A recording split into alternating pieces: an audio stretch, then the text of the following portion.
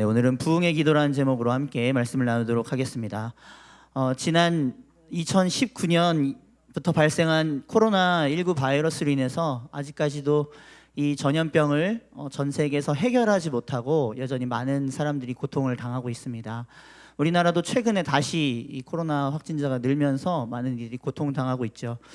뿐만이 아니라 올해는 2월 달에 러시아와 우크라이나 간의 전쟁의 발발로 인해서 수많은 사람들이 함께 고통을 당하고 있습니다. 물론 양국 간의 인명 피해도 많았을 뿐더러 그 전쟁의 폐해로 인하여서 많은 나라들이 그 밀로 말미암아서 식량을 생산하는 그런 빵 여러 가지 곡류들을 먹을 수 없게 되었고 심각한 식량난으로도 이어지게 되었고 또 유럽 같은 경우는 러시아가 가스를 막으면서 또 여러 가지 어려움을 겪고 있습니다. 이런 여러 가지 상태를 볼 때 이 땅에 지금 기근이 가득함을 우리는 또 보고 있습니다.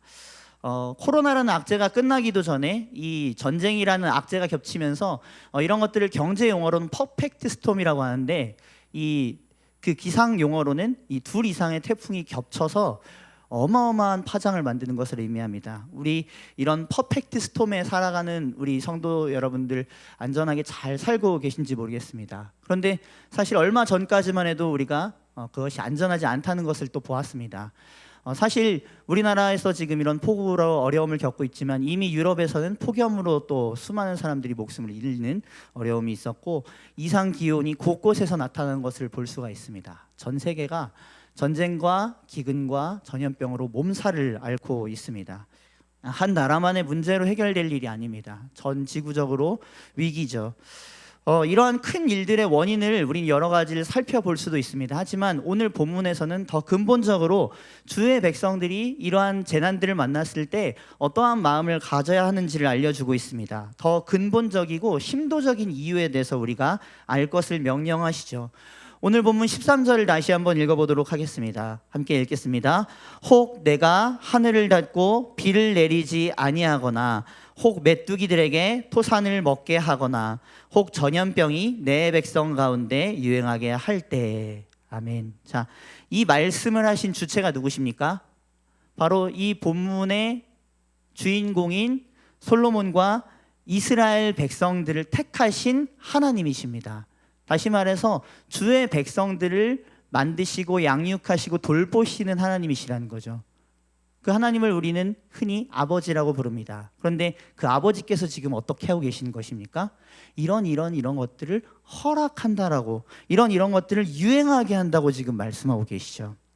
실제로 성경은요, 인간의 반역과 죄악으로 말미암은 결과에 대해서 하나님이 징계하시고 벌하시는 방법이 전쟁과 기근과 전염병에 있다라고 말씀하고 있습니다. 자, 이러한 배경으로 우리 14절에서 16절 말씀 이미 읽었지만 반대로 한번 생각해 보겠습니다. 자, 제가 한번 말씀드려 볼게요. 주의 교회와 성도들이 하나님의 뜻에 따르지 않게 되면, 여기선 지금 일컫는 백성들이 악한 길에서 떠난다고 했는데, 자, 따르지 않고 악한 길로 향하고 교만하게 되면 어떻게 될까요? 이 반대로 생각해 보면 어떨까요? 자기 욕심만을 위해서 하나님의 얼굴을 구하는 것이 아니라 하나님의 손만을 바라보고 찾고 있을 때, 그의 얼굴에는 관심도 없을 때 하나님께서는 어떻게 하실까요? 15절 16절을 반대로 생각해 보면 하나님은 눈과 귀를 막으실 것입니다. 그리고 주의 백성들에게서 시선과 마음이 떠나실 것입니다. 우리가 이 본문을 역으로 읽어본다면 그런 하나님의 준엄하신 경고를 들을 수 있다는 것을 우리는 13절을 연결하여 생각할 수가 있습니다. 자, 여기서 한번 생각해 보겠습니다. 여러분들의 지금 신앙생활에서 관심과 기도는 주로 어디에 향하고 계십니까? 하나님 나라의 확장입니까? 아니면 나의 나라의 확장입니까? 나의 계획과 나의 어떠함의 성취입니까? 성도들의 신앙을 잘 섬기기 위해 기도하십니까? 아니면 그 섬김을 내가 받아 내 명예와 내 영향력과 지경이 확대되기를 원하십니까? 심지어는 교회 안에서 그렇게 기도하실 수도 있습니다. 또 다른 것, 건강과 자녀와 성공과 부를 위해서 기도하십니까? 기도할 수 있죠. 구해야 하는 게 맞습니다. 하지만 자, 그 이상으로 나와 내 가정, 나에게 주신 소유를 하나님께 기꺼이 드려야 할 상황에서 기꺼이 드리겠습니다라는 기도 하고 계십니까? 다윗 목사님께서 수요일에 말씀해 주셨던 내용처럼 우리는요, 우리의 마음은 기본적으로 땅의 것에 친숙하고 하늘의 것을 구하는 게 익숙하지가 않습니다. 그렇게 구하는 것을 심지어 즐거워하지 않죠. 재물이 있는 곳에는요, 우리의 마음도 있다고 잠언에서 말씀하고 있는데, 다른 말로 하면 우리의 기도 제목은 지금 우리가 향하고 있는 신앙생활의 방향이라는 것입니다. 자, 우리의 신앙의 중심이 거기에 당연히 쓸려 있겠죠. 그렇지 않습니까? 여러분, 한번 정직하게 되돌아보겠습니다. 우리의 지금 기도가 100이라고 한다면 우리의 간구의 분량은 얼마만큼이고, 우리 자신과 가정과 나에 관련된 것은 얼마만큼이고, 반대로 하나님의 나라에 대해서는 얼마나 기도하고 있을까요? 누군가 지적해 주지 않습니다. 하지만 하나님과 우리 자신이 정직하게 이 부분에 대해서 서야 될 것이고, 내가 그 앞에 서야 될 것이고, 내가 그 앞에서는 하나님 앞에 당당하게 얘기할 수 있어야 할 것입니다. 실제로 그랬기 때문에 이스라엘의 역사를 쭉 살펴보면 계속해서 자기 집을 확장시킨 역사들이었습니다. 포로기에 이제 저 먼 곳에서 고생하던 그 이스라엘 백성들이 이제 포로에서 놓이게 되는 기쁨을 맞이합니다. 그럼 이제 그들의 신앙은 다시 회복되어 하나님 중심으로 살아야겠죠. 그런데 제가 전에 말라기를 이렇게 쭉 살펴보면서 강해 설교를 하면서 보니까요, 말라기 그 백성들이 어떠한 상태였냐면, 돌아와서 성전을 짓는다고 열심히 했지만 결국에 아무 일도 일어나지 않자 그들에게 나타난 것은 무엇이냐면 판벽한 자기 집을 올리는 것이었습니다. 다른 말로 하면 자기 집을 화려하게 꾸미는데 더 관심이 많이 생겼다는 것이죠. 사실 근데 정직하게 살펴보니까요, 그들은 처음부터 성전을 완벽하게 지은 것이 아니었습니다. 성전을 짓는 것만이 문제가 아니고 자기 자신이 성전으로서 합당한 주의 백성된 정체성으로 지어져야 되는데, 그 부분에 대해서는 관심 없이 성전을 건축하면 다 끝난다라고 생각을 했다는 거죠. 우리도 그럴 수 있습니다. 좋은 교회, 좋은 공동체가 있기 때문에 이것이 내 신앙을 드라이브 해줄 것이다 라고 생각하면서 여기에 대해서는 그냥 무관심할 수 있는 우리 마음이 있다는 거죠. 그것은 심지어 신약도 마찬가지였습니다. 그래서 예수님 당시 종교 지도자들이 어땠습니까? 성전만 있으면 우리는 다 용서받는다라고 생각을 했죠.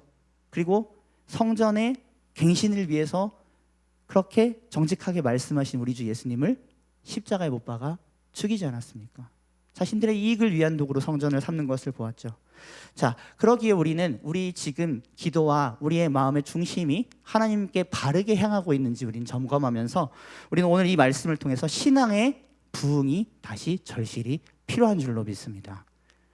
물론 아니신 분도 있으리라 생각합니다. 지금도 나는 계속 주님과 긴밀한 관계를 맺고 주님과 날마다 대화하고 있습니다. 예, 격려합니다. 하지만 우리가 불과 50년 전, 100년 전에 우리 믿음의 선배들과 신앙을 한번 비교해 보겠습니다. 그분들이 하나님을 얼마나 경외하는 삶을 사셨고 하나님께 열심인 삶을 사셨는지, 우리보다 좋은 환경은 없었지만 그분들이 얼마나 순수하게 하나님께 매달려 사셨는지 우리 비교할 때 정직하게 우리 신앙은 평균적으로 그 이하라는 것을 생각할 수밖에 없습니다. 그렇다면 그런 우리에게는 반드시 부흥이 필요할 것입니다. 오늘 그래서 부흥의 의미를 살펴보면서 함께 이 부흥을 기도했으면 좋겠습니다. 자, 오늘 본문을 통해서 살펴볼 수 있는 부흥의 의미, 부흥의 의미는 사전적으로는 다시 시작하는 것, 그리고 무엇인가 다시 살게 하는 것입니다. 다시 시작하는 것, 무엇인가 다시 살게 하는 것. 올해 우리 표어랑도 같죠.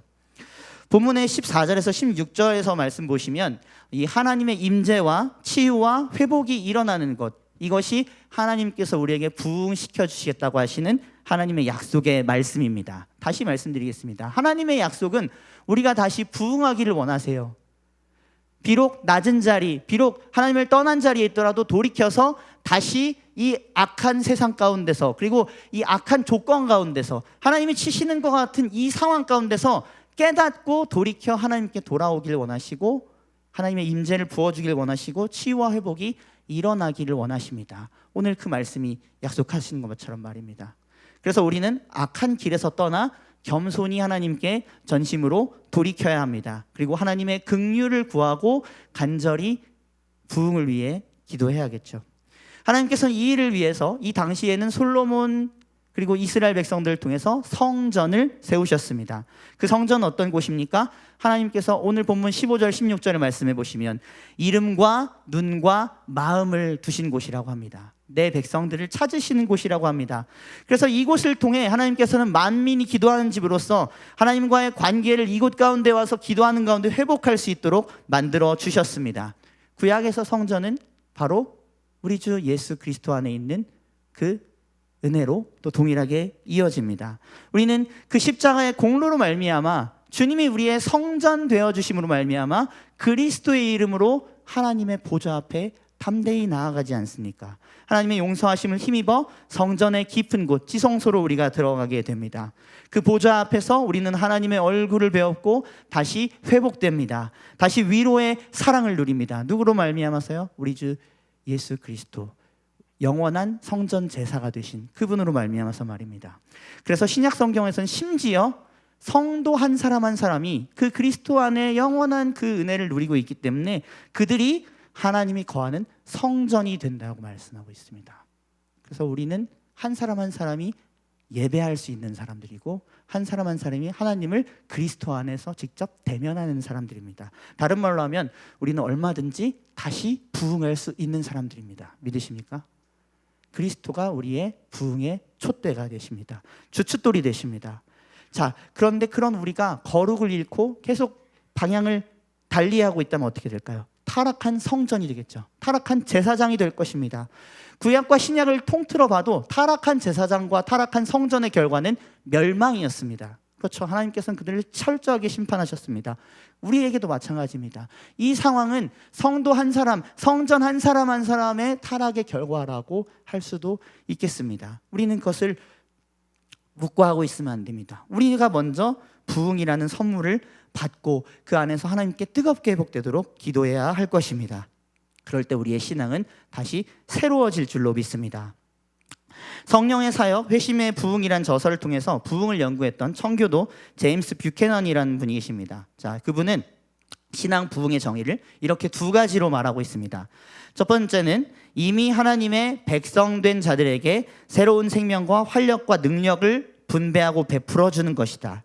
둘째는 이제까지 부주의하고 방종하며 불신앙적인 삶을 살았던 영혼들에게 놀라운 각성과 회심을 주는 일이다.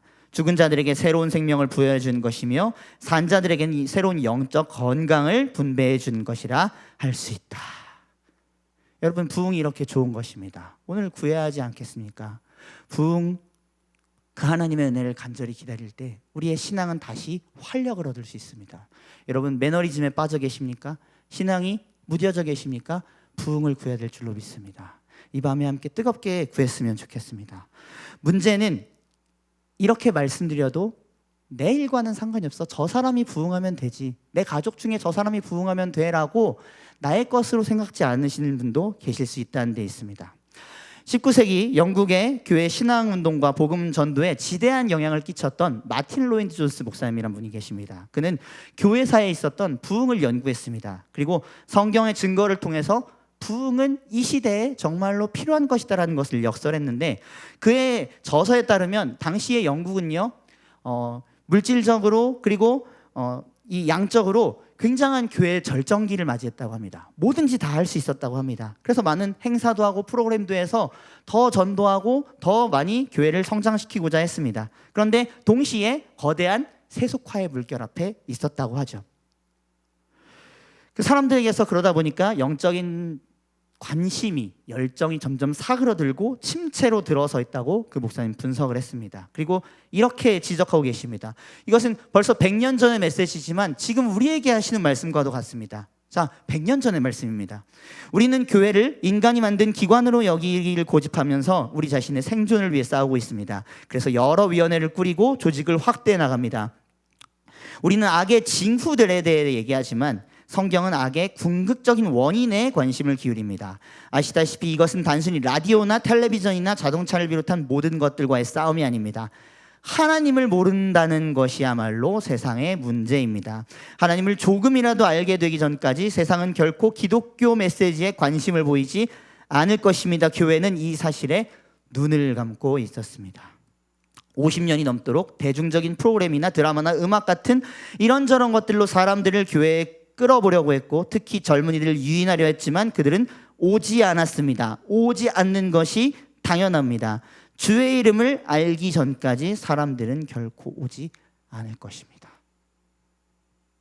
주의 이름을 알기 전까지 결코 오지 않을 것입니다. 주의 이름을 전하기 위해서 우리는 매력적인 요소들을 생각하죠. 그래서 많은 것들로 통해서 접근합니다. 그런데 오히려 마틴 로이 존스 목사님이 그 상황에서 봤을 때 그 당시 총회가 행하고 있는 여러 프로그램이나 교회 전도 방법들, 행사들, 이런 것들이 무용지물하다는 것이었어요. 그 문제는 오히려 우리 성도들의 내면에 하나님을 향한 사랑이 없다는 것, 하나님을 향한 회개가 없다는 것, 이런 것들이 더 결정적인 문제였다는 것입니다. 그러기에 침체되어 있는 소경이 소경을 인도하는 상황이었던 거죠. 이 사실에 눈을 감고 있었다고 하지 않습니까? 계속 프로그램을 돌리면 된다라고 생각을 했다는 거죠. 그래서 이렇게 분석하면서 그는 자신의 저서를 통해서 부흥이 실제하면서 정말 소원할 만한 것임을 성도들이 다시 깨달아야 된다라고 역설하십니다. 그래서 그걸 못하고 있는 게 문제래요. 여러분, 자, 생각해 보겠습니다. 1년 동안 여러분 개인의 부흥과 이 나라의 영적인 부흥을 위해서 얼마나 기도하셨습니까? 제가 생각해 보니까요, 2007년에 이 말씀을 준비하면서 보니까 2007년에 평양 대부흥 100주년이었습니다.